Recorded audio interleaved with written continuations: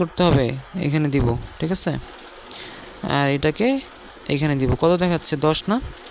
এখন এই দেখেন এটা হচ্ছে টার্মিনাল। এই যে এখানে যে ছবিটা দেখেন, ভালো করে খেয়াল করেন, এই যে টার্মিনাল টার্মিনাল, আর মাঝেরটা কি? টার্মিনাল কার্সর, তাই না?